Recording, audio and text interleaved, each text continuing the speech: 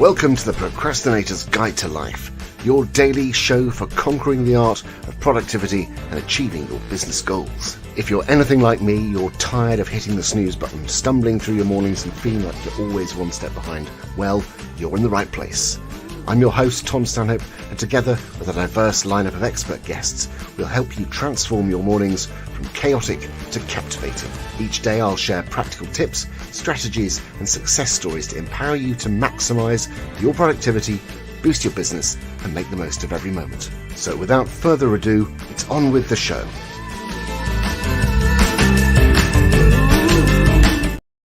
Good morning, everybody. How are we doing? It is the 23rd episode of the Procrastinator's Guide to Life, and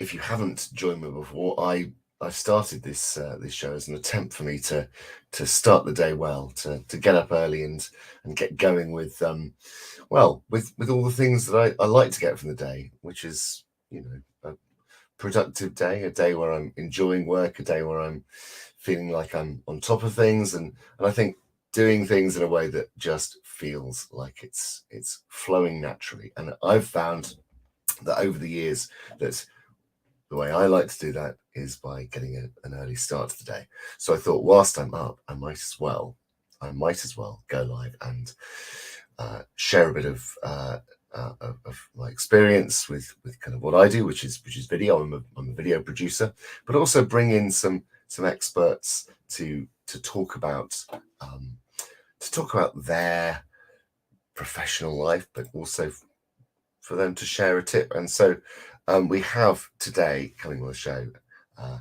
Ann Diment, who's going to talk to us about something that is actually something I've been interested in finding out more about.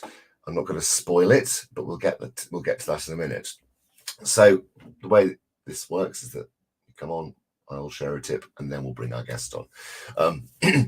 I have to confess that I am woefully underprepared for today. I was out filming for a client yesterday up in Birmingham, and on the way back, I tried to spend a bit of time thinking about what my content was going to be, but instead I had a bit of a snooze. So there we go. Not very prepared, but it did get me thinking about live video and some of the things that we kind of worry about when we're doing live video. Some of the things we kind of we put in our own way, perhaps, when we do live video.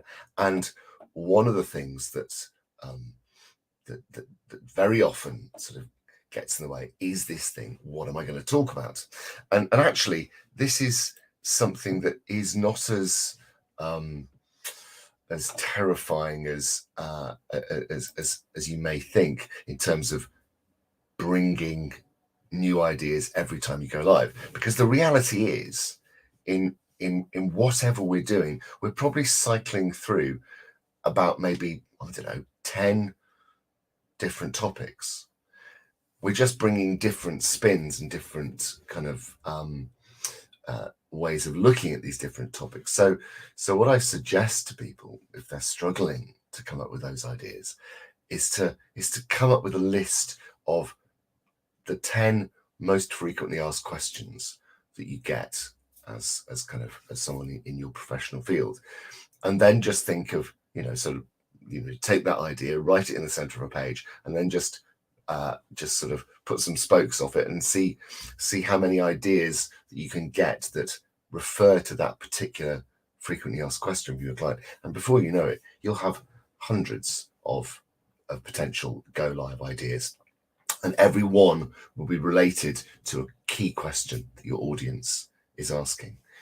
And so you'll never need be worried about content again, because you can cycle through those ideas, that list of things, and put slightly different spins on stuff, and kind of have an ever useful sort of an evergreen list of ideas that you can keep coming back to forever and a day, which is sort of what I did, because one of my ideas is around, one of my sort of core topics is around live video. So that's it. It's that easy. You'll never need to be shy of ideas again. So there we go. Hello, Bev. It's Bev Cripps. How are you doing? Up nice and early. So I'm going to bring on my guest today, Ann Diment, and I'm going to read her bio, and then we're going to have a chat about something really fascinating. So tapping is something I've wanted to find out a little bit more about, and if you're like me, you probably don't know that much about it, but you sort of maybe have some vague ideas what it's all about. But we're going to find out about that. So Ann is a creative changemaker, dedicated to transforming stressed professionals into resilient and compassionate leaders. With her expertise and passion, Ann empowers clients to break free from the grip of burnout, enabling them to build fulfilling and successful careers, things that I think we can probably all agree that we would like. So I will answer. Oh, we've lost Ann. Oh, no, hang on. There we go. I don't know what went wrong there. Got Ann back. There we go. Hello. Fine. How are you doing? I'm good, thank you. I'm good. The Wi-Fi gods were trying to Yeah, tempt well, us there, yes. weren't they? Yeah, don't we? You know, we maybe failed to make the right offerings this morning. So yeah, I'm good. I didn't hear any of that, by the way. So I well, hope I you was said just something saying, nice about me. yes, it was all nice, and I was actually just Okay. sort of giving you your blurb. So let's follow that up then. Let's find out a little bit from you about who you are and what you do. Okay, so thank you for inviting me to talk today. Yeah, my name's Ann. I'm an EFT practitioner, and EFT is an emotional freedom technique. I do lots of other things as well, but we're here to talk about EFT today. And I discovered it probably, well, in 2018, so only 5 years ago. I've had a whole lifetime of, struggling with my mental health and coping with life in general, based on past experiences. And it was a particularly stressful time in my life. And I just decided to go and help a friend out who was trained as a practitioner, to be a guinea pig, as a client. And it made such an impact on my situation at the time that I decided to investigate more. Now, I trained as a scientist, so I've got 2 science degrees. I've got a master's and a Bachelor of Science. So I'm a bit skeptical about the woo side of things. But I understood how it worked, and the science is actually catching up with how it works now. The best way to describe it is acupuncture without the needles. Okay. So you're tapping on the same points that acupuncture uses, but you're not using needles. So that's good. So acupuncture is accepted practice for thousands of years.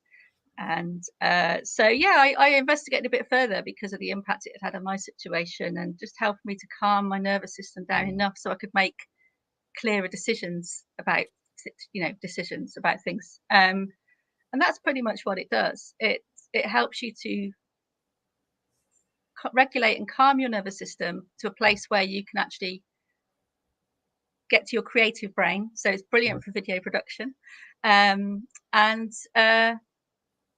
help you just accept where you are, deal with emotional responses, and deal with all sorts of past trauma, and help you make better decisions in your business and your life. So it's helped me a lot because it helped me to, I was health and safety. I know it's a bad word. I was in health and safety for over 20 years, and I was in a bit of a sticky situation with my consultancy. I was getting bogged down. I was getting burnt out. And I made a decision to step away from it for a while and go back to art college. So, and it's been the best decision I ever made, because I went back to art college, had 2 years of clearing space, connecting with my creativity again. And I'm now back into health and well-being again, but I'm actually using my creative brain much more. And the EFT is helping a lot with that. So in terms of sort of practical applications for every day, is there something that you can sort of share with us this morning, something that you could perhaps, or is it what's your take on that? Well, I'm an EFT practitioner, and obviously I see clients privately. But the beauty of EFT is it's a tool you can use anytime, anywhere, or anything. So whilst it's great, like a bit like talking therapists or other sorts of therapy, it's great to see a therapist when you need support with more difficult, complex situations. But actually, there are things you can do like mindfulness meditation by yourself, and tapping is something that you can do every day. So as part of your morning routine, as this is an early morning practice that you're doing, Tom, tapping, when you're if you're journaling or you're setting your intentions for the day, just tapping on how you're feeling when you wake up, or tapping on what your intentions are for the day, can help you regulate your nervous system and actually get you in a place where your brain is in that prefrontal cortex, the thinking part of your brain, and the creative part of your brain, where you're setting your intentions.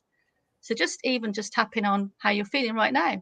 Even though I'm feeling tired or anxious right now, I accept myself. And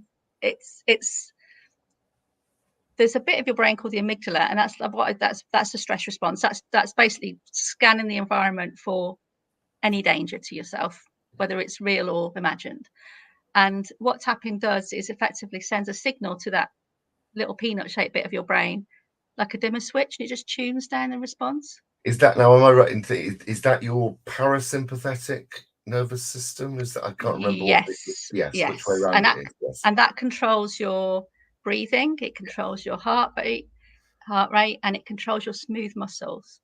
So just by tuning down that response like a little dimmer switch, you're immediately physically calming the rest of your body. And that affects your digestion, it affects it affects a lot of your physical being. So that's a great start to the day. And I saw as you were talking about it. So it is that. So what this physical action is. So we're looking at. You can do the side of your hand, and I say you can do that without people seeing it, because I can do that below the camera. But side of your hand there, it doesn't matter which hand. You can do it like that. So there's the meridian points on the side of your hand, and then there are points on your face. So between your eyebrows here. Just gently tapping. Now, so I'm in the process of, I'm currently reading the book The Body Keeps the Score at the moment. Oh, Bessel van der Kolk, yes, perfect. Yeah. Which is really interesting, because this is a sort of subject quite close to my heart. And so it's funny, isn't it? These things, we kind of, it's very timely. So so I mean, I'm not very far in, I will say that. I'm listening. It's a heavy read though, Tom. It is a heavy read. So funny. You have to. It is both somewhat. I mean, it's a absolutely fascinating book. But actually, I'm listening to it on my school journey, on the return journey. I'm listening to it. So I've got about an hour in the car, and sort of half an hour in the car, but. So is it, which sort of nerve kind of system? So I'm assuming these spots are sort of activating. It's activating that. Well, you're stimulating nerve endings. Yes. But there are little channels. I'm not a meat eater, but when you get meat and that white stuff around the outside of the muscle of the meat, that's your fascia. And anyone who's had myofascial, a problem with their feet, that's what your tendons are made of. And in that, I'm going deep into science here. There are little channels. They've discovered now. The science has caught up. There are little channels that carry waste waste products from cells, and signals like electrical signals, as well as nervous system send signals. And when you're tapping, that's the meridian channels that they're all connected throughout your body. You're tapping into those. So as I said, it's connected to the smooth muscle, the parasympathetic nervous system. So if you've got a blockage anywhere, as the body keeps a score, because when you flood your body with stress hormones or in response to a trauma or stress, sometimes they don't get cleared from your body, because we're not antelopes. We don't shake it off, and we don't clear it. We store it. And every time we remember that event, we flood our body with the same chemicals again. So we're re-traumatizing ourselves every time we remember that event. And if you've had decades, as my personal experience, I had adverse childhood experiences. I had 20, 30 years of remembering these events and re-traumatizing myself and not realizing that's what I was doing. it takes a long time to clear that from your body. So by tapping, you're actually helping these release these blockages as well. So it's twofold. You're helping your brain to stop threefold actually. You're helping your brain to stop or to tune down the response to that memory or event. You're helping the meridian channels to clear, but also your brain is neuroplasticity is obviously a science that's rapidly developing, and if your nerves keep firing the same memory or same signal over again, they hardwire together. Nerves that fire together wire together. It's quite a little, and if that's been doing that for decades, as was in my case, it's really difficult to unwire those. But by tapping, you're tuning down the emotional response to that memory. So you're allowing yourself to talk about it calmly, and then you can do a reframe. As we do in talking therapies, you can do a reframe and rewire and remember that event in a different way, so you don't have that same emotional response to it. So I find it fascinating, and I've been doing it for 5 years, and it's if the one tip you can take away is your brain is amazing and you can reprogram it no matter what your experience in life has been. I mean, mine was, I won't go into detail now, but it was pretty horrific. And you know, I wasn't diagnosed with complex PTSD till I was 38. And it's been 12 years now, 13 years, and I don't identify as having PTSD anymore. That's how effective it's been in the last 5 years. I mean, I think I think kind of, so likewise, there are things in my childhood which are less than ideal, and I'm going through that process of addressing that, because I think when you start to look into it all, you realize just how sort of physically demanding actually that is. It's exhausting. Finding ways to release it, to kind of to address it is transformational actually, and I think kind of it's that realization that this is deeply physically rooted, and so kind of, and I think, you know, the tendency, you know, certainly this is my tendency to think, this is in my head, therefore it is a purely psychological effect, and you know, even though you physically feel this stuff in it's visceral. It is clearly it is visceral response, and it's you can't control it. I have a, you know, my husband, I've been with my husband for many years now. I can't watch horror movies. I can't watch violent movies. I can't watch anything that, even if the slightest hint of violence, my body reacts physically, and I can't do that. And that is the response to the experiences I had, you know. So there's no, it's not here. It's automatic, because that's your safety. That's your lizard brain protecting you from being harmed. Because in your brain's world, that is the same as the experience you had, and it's protecting you from it.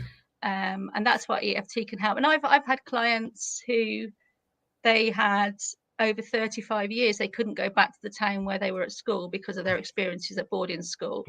And they came to me, and we had only 2 sessions actually, because normally 3 sessions are enough, an hour-long session.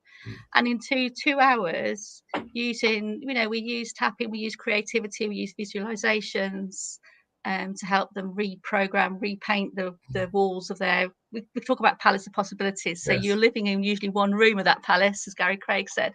And I, you know, empower people to open the door and release themselves from that room. It's you know, it's their, I'm just helping them. I'm not telling them what to do. I'm helping them to unlock what's already in their head. In 2 hours of tapping, they're symptom free. You know, they're basically said, thank you, that's 35 years of trauma I've just released, you know. And if you want to, you know, Dr. Peter Stapleton, Australian psychologist at Bond University, she's written a book about the science of tapping. But she started using tapping to help people with food cravings for weight management. And they use brain scans, fMRI scans, to show the bits of the brain that light up when people see chocolate or cake or whatever their preference, you know, what their favorite, their food of choice is. And after 8 hours of tapping, eight sessions of tapping with them, it's clinically managed, clinically controlled, their brain doesn't light up in response to that food stimulus. And a year later, when she follows up, because obviously it's rigorous scientific so these people don't even remember having that problem because their brain has completely forgotten it. So our brains are amazing. That's the one tip I would say. Your brain is amazing and you can tap on anything.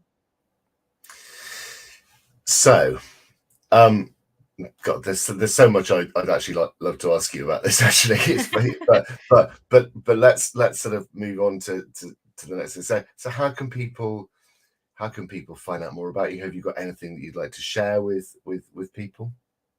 Well, probably two things actually. My EFT work is Creative Leader EFT. So I'm on Facebook, and I've got a very rubbish MailChimp website, which again, procrastination is one of the things that I need to deal with in terms of getting myself together and be more visible. But I've also just written a book called Turning the Tables on Burnout, which actually details my experience of PTSD and how it basically made me more vulnerable to burnout, and basically combining EFT and all the other tools to help you build your own resilience toolkit. So that's coming out soon. So I'll probably share the link to that book page if that's okay. Yeah, absolutely. Well, I'm just trying to find. What I'll do is I will put your links below as well. But if you share any links you want to in here and with me, we can make sure it goes out to everybody who's watching this, because I'm absolutely 100% sure that there'll be plenty of people who are watching this who are thinking that that they would like to find out more. And really absolutely fascinating stuff. Like I say, I could talk forever. The one area that I'm actually really interested in moving into, because I'm a performer and artist as well, and 10 years ago, getting me in front of a microphone, I was terrified. But I perform in a band now, and I've performed in all sorts of places for all sorts of people. But one of my earlier clients was a friend who was doing a music. That was one of the video interviews I've done, doing a music degree and a master's in songwriting. But she had stage fright, and she was terrified. And we worked through that. And now she runs her own vocal school. She teaches people how to sing. Amazing. And that was wonderful seeing that, actually, because it was just that one emotional block from her childhood that she couldn't overcome about being judged about her performance. So yeah, it can be used for that. Yeah. Gosh, our brains are sort of both our best friend and our worst enemy, aren't they? Sometimes. They're just there to keep us safe. That's what they're there to do. They're there to keep us alive and keep us safe. Unfortunately, we don't quite understand why they're doing what they're doing, but underneath it's just trying to keep you safe. That's all it's doing. Right. I'm gonna wind things up now, so I will bid you farewell, and I will see you in a few minutes for a post live debrief chat. But thank you, Anne, for coming and sharing what your kind of wisdom about. But as Bev says, it's really interesting, and it's an absolutely fascinating topic. So I will. Once again, thank you so much for being here this morning with me. Thank you. Wow, that was great. Yeah, really, really fascinating stuff. And I think it's always great to have those sort of practical tips around mental health, because I think sometimes it can feel quite particularly when you're in the middle of it, can feel incredibly difficult to address. But that's like I said, the whole sort of world of tapping is something I've been interested in for a while, and to have Anne come and share some of her knowledge and wisdom this morning has been fantastic. So I would urge you to go and check out her stuff. I will be putting links into the post a little bit later on today. But there we go. That is it. This morning, Procrastinator's Guide to Life has been really great. So what have I got on? We've still got a few spots for my 2-for-1 offer on my video testimonials. So the virtual video testimonials package will be probably sold out by the end of the day. We've got for 359 quid, you get not one but 2 client testimonials packages filmed and edited. So we do the online recording and then we edit them for you. So it's a great way to get some fantastic client stories in the bag. Don't procrastinate, get them done, because they are some of the most powerful things, pieces of video content you can create. So if you are interested in doing some video testimonials with your clients but don't have the time, or find it a bit awkward asking those questions of people, this is a great opportunity. So once again, big thank you to Anne, and I will see you again tomorrow morning. Actually, now I must remind myself, who do we have tomorrow on the show? It is tomorrow morning. We have Charlotte Wibberley. Now, Charlotte is going to be talking about, I'm imagining, sort of one of her areas of, well, one of her many areas of expertise, but quizzes, I'm suspecting, are what we're going to be talking about tomorrow. So quizzes and how they can be powerful lead generators in your business. So it'll be a really, really good one. Very different to today, but that's what this is all about. It's about getting a really diverse range of opinions and practical tips and things that we can be doing every day to help us move forward. Brilliant. Well, I will see you all tomorrow morning, bright and early, for another Procrastinator's Guide to Life.